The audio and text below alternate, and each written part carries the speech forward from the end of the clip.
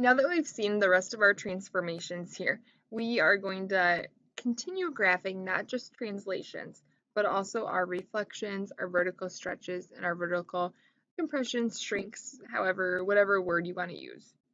In example 2a, we are going to graph the function f of x equals -3 times the absolute value of x. First of all, again, whenever we start thinking about how to graph one of these transformations, we really need to think about what transformations happen. And we see this negative and the 3 that's there.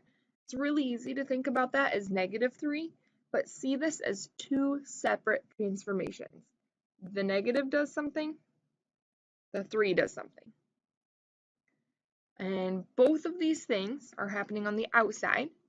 So hopefully you're thinking, okay, outside is something vertical. This 3 times the absolute value of x. This 3 is going to be a vertical stretch.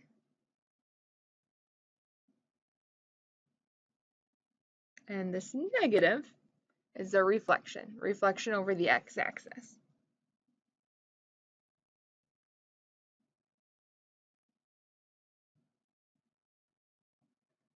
So again, to graph this, we can start off with our table of our parent function. And our parent function here, the absolute value of x,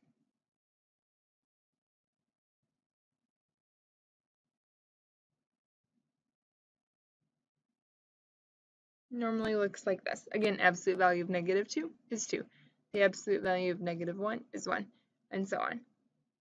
Now, both of these transformations are affecting our graph vertically, which means they're affecting our y values. We have our reflection over the x-axis and our vertical stretch. It doesn't matter which one we do first because they are both going to involve multiplication. We actually could do this both at the same time, do both of our transformations at the same time. But I'm going to do this vertical stretch first. Vertical stretch affects our y values.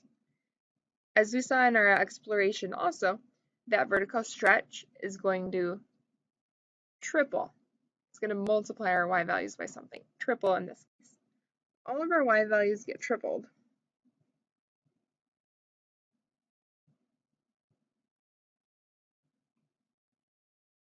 And then that reflection over the x-axis is going to really make all of our y values negative.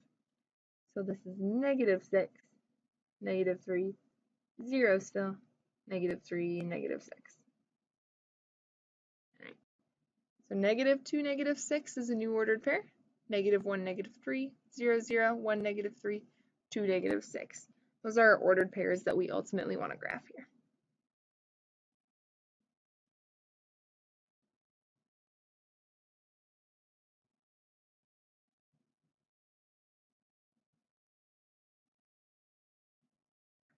So -2, -6,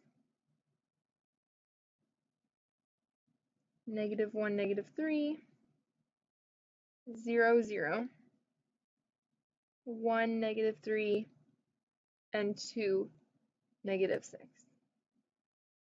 We connect our dots, and keep in mind that it's an absolute value function, so it's still going to have that V shape.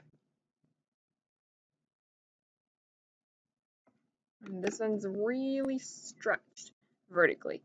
You might also notice that it looks a lot narrower than our normal absolute value V. Think of it like Play-Doh. When you stretch Play-Doh, it gets taller. It's also getting skinnier. It's the same idea here. When we're stretching our function, it's also getting skinnier. All right, there's our first example.